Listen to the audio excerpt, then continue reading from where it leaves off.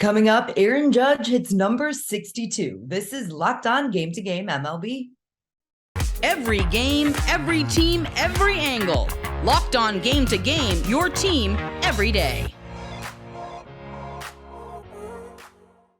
What's up, everybody? You are listening to Locked On Game to Game MLB, local experts taking you from game to game from last night in Major League Baseball. I'm your host, Daniella Bruce, and thank you for making Locked On your first listen every single weekday. The long wait is finally over. Aaron Judge has hit his 62nd home run of the season to set a new American League record. He did it to lead off the second game of a doubleheader against Texas, and Locked On Yankees and Locked On Rangers review both games and, of course, the historic moment. This is Stacey Gotsoulias of Locked On Yankees, and Aaron Judge finally hit 62. It doesn't matter that the Yankees split a doubleheader in Arlington. It matters that Aaron Judge finally hit number 62. He got it done right away in Game 2. First at bat, a 1-1 pitch, a slider, 88 miles an hour from Jesus Tinoco. He sends it 391 feet into left field, and it's finally done. His teammates met him at the plate. You could see the relief on his face when he finally hit it, and it was just a great moment. And Aaron Boone took him out of the game after he went back out onto the field, so he'd get an ovation. He did get a nice ovation. I have to say, the fans in Texas did a nice job, and I do find it kind of funny that Judge tied Maris on the road and broke the record on the road, because you can't predict baseball. So I'll have everything you need to know about Aaron Judge hitting 62 and everything you need to know about the split doubleheader in Texas and the preview of the last regular season game for the Yankees on the next Locked On Yankees. The Rangers kept Aaron Judge from making history for one game of this doubleheader, but were not able to make it so in the second. I'm Bryce Patrick, host of the Locked On Rangers podcast. The Texas Rangers split this doubleheader with the Yankees, but the headliner is the 1-1 home run that Aaron Judge hit off of Jesus Tinoco. He is the answer to the trivia question people will ask years and years and years later. The third pitch of the game, a hanging slider, Aaron Judge crushed to left field, 398 feet to a fan in the first row. The Rangers ended up winning, getting the last lap in a 3-2 win in the second game of this doubleheader, thanks largely in part to a big home run from Leody Taveras, who needed in the worst possible way. Not a whole lot of offense going for the Rangers in this one, but their bullpen was able to do enough. I got to give credit to Colby Allard where credit is due. As soon as they announced that he was coming up for the doubleheader, I thought, there's your sacrificial lamb. There's a guy who gives up 4 home runs per 9 innings. That's going to be the one who gives up the home run to Aaron Judge. But he didn't. He gave up a home run to somebody else, Giancarlo Stanton, which, again, no shame in that. No shame in giving up a home run to Judge either for Jesus Tinoco. Was able to work 1 inning as the opener. Taylor Hearn worked 3 shutout innings as a member of the bullpen game. And it's funny that the Rangers won the bullpen game, but did not win the game with John Gray on the hill, who gave up a pair of home runs. Again, neither of those to Aaron Judge, one to Oswaldo Cabrera and one to Peraza, his first home run of the season. And also later, Brock Burke would give up a home run to Kyle Higashioka because, of course, all kinds of home runs not going to Judge in the first 2 games of this season. A solid final outing for John Gray, who keeps his ERA for the season under 4, 6 innings, 3 runs, all of which were earned, and 3 strikeouts. An uncharacteristically bad day for Brock Burke, who gets the loss. But the Rangers split. Aaron Judge makes history. And for more, check out the Locked On Rangers podcast. The Pittsburgh Pirates let a 4-run lead go to waste against the St. Louis Cardinals in the 7th inning last night, and in the end, lost to the Cardinals in extra innings. Both our Locked On Cardinals and Pirates host recap the final from Pittsburgh. What's up, everybody? It's Ethan Smith of the Locked On Pirates podcast. And in what was kind of a microcosm of the entire Pirates season this year, the Pirates lose 8-7 in 10 innings to the St. Louis Cardinals after a 6-run third inning that appeared to be a game much in the Pirates' favor. Rather, Chris Stratton, former Pittsburgh Pirate who headed to St. Louis at the deadline, picks up the victory in the bottom of the 10th inning on a questionable out call at home. on Kevin Newman. And the Pirates lose 100 games for the second straight year.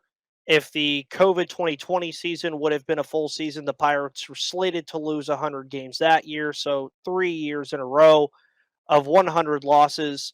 They'll do it one more time tomorrow against the St. Louis Cardinals at 4:05 Eastern Time. We will have a podcast up previewing the final game of the series, as well as getting started and ready for 2022 player reviews and team reviews.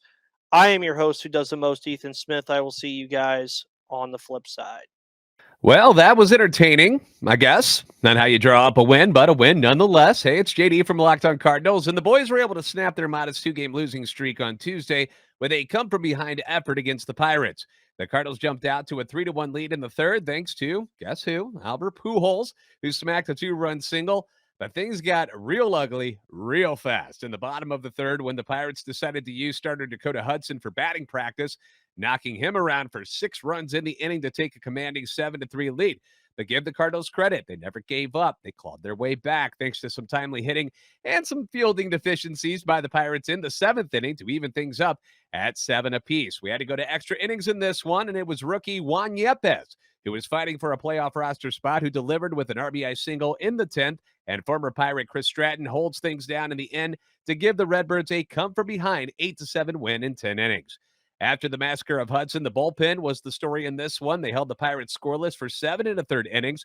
One thing to keep an eye on is that all-star closer Ryan Helsley was removed from this game for precautionary reasons due to what the team described as a jammed middle finger on his pitching hand.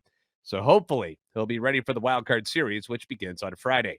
For more in-depth Cardinals content, be sure to join us Monday through Friday on Locked On Cardinals. Cal Quantrill won his 15th game by beating the Royals in Cleveland, and now he and the rest of Cleveland's roster get ready for the postseason. Locked On Guardians breaks down the loss, but also gives some insight going into the last day of the season. Win 91 for the Cleveland Guardians. It's still weird to say 91 wins for this team with the expectations at the start of the year. I know some people are tired of the whole no one believed in us narrative, but let's be honest, no one believed in this Cleveland Guardians team, and it's made them a lot of fun to follow because this is the young team, the youngest team in baseball, younger than the youngest team. If they were in AAA, they'd be the youngest team in AAA. Young players keep stepping up. Though in this one of your, I don't know, quote-unquote vets is Quantrill. I almost said Paul, talking about Cal, though, who goes 5 innings, strikes out 4, has just a solid pitching performance, has yet to lose a start in Cleveland.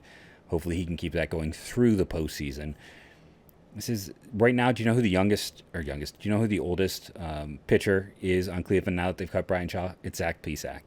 If you want more fun facts like that and to keep hearing about this playoff-bound Guardians team, make sure to check out Locked On Guardians with myself and my co-host Justin Latta every day. Check out Locked On Guardians. Coming up, the youngest team in baseball gets ready for the playoffs, and the Astros dominate the Phillies. This is Locked On Game to Game. With Blue Chew, men everywhere are excited to see the postman because when your package has arrived, your package has arrived. They say there's nothing sexier than confidence, and Blue Chew can help give you confidence where it counts. And we've got a special deal for all of our listeners. Try Blue Chew for free when you use our promo code LOCKEDON at checkout. Pay just $5 for shipping. That's BlueChew.com, promo code LOCKEDON to receive your first month free. Visit BlueChew.com for more details and important safety information. And we thank Blue Chew for sponsoring our podcast. Welcome back to Locked On Game to Game MLB. Thank you for making Locked On MLB your first listen every weekday. Make sure you subscribe on YouTube and wherever you get your podcast. The Houston Astros made easy work of the Philadelphia Phillies yesterday, taking a bit of win from the sails of Phillies fans who just clinched the playoffs on Monday. After the 10-0 beatdown, Locked On Astros has more. Hey guys, H-Town Wheelhouse here with Locked On Astros, and the Astros win 10-0 against the Philadelphia Phillies. Justin Verlander, is he human? 10 strikeouts, 5 innings. His predecessor, the heir apparent Hunter Brown, the young ace, the minor league pitcher of the year for AAA, comes in 2 1/3 innings, gets 3 strikeouts. Hector Neris comes in. We'll talk about Will Smith in a second, but the offense, Yordan Alvarez with 3 doubles, 3 for 5. Jose Altuve, 3 for 3 today. Jeremy Pena with a multi-hit game. Jake Myers with 2 hits. You had Martin Maldonado come in and add a home run to get a career high 15 home runs on the season. And so Yordan and Altuve will end with a 300 average on the season. Will Smith, he gives up 3 straight hits, but then comes back with 3 straight strikeouts. So despite not getting the combined no-hitter, the Astros still win. Stay tuned in to Locked On Astros, where your team every day will have player features leading up to the ALDS and some special content and hopefully some special guests showing up. Subscribe to our YouTube channel and don't forget to make us your first listen every day. Go Stros.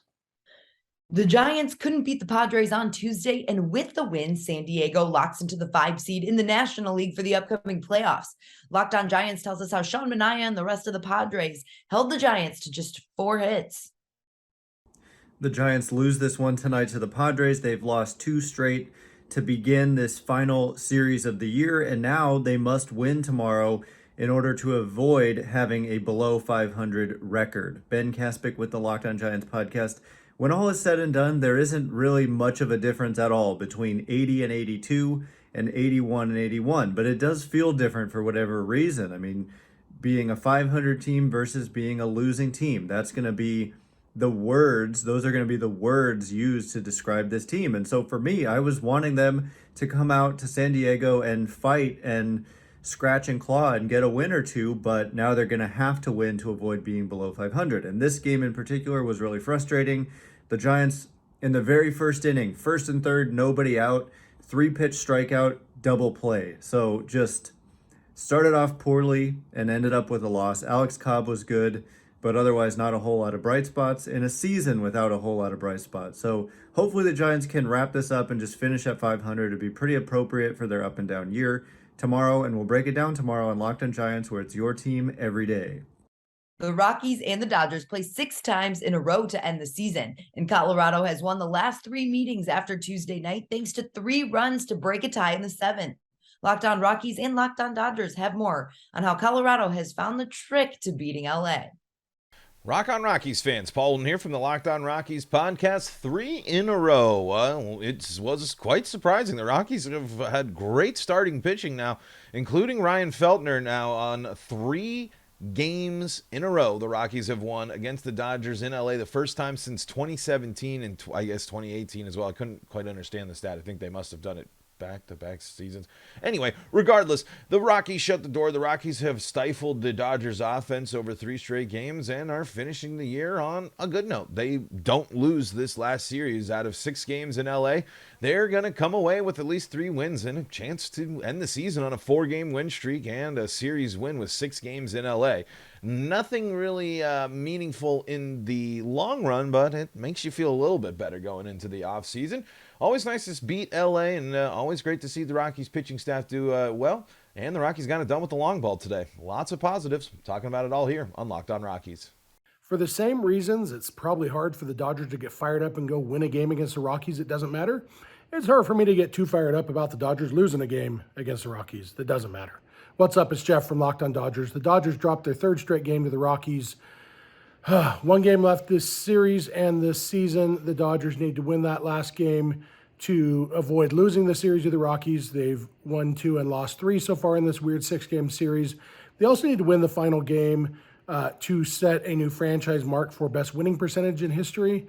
They're a little bit behind the 1953 Brooklyn Dodgers and the 1899 Brooklyn Superbas. So win number 111 would give them officially the best team in franchise history, and it would make Dodger fans maybe feel a little bit better going into the postseason. But the fact is, I don't know. I know people don't like to hear it, but this wasn't a game the Dodgers prioritized winning.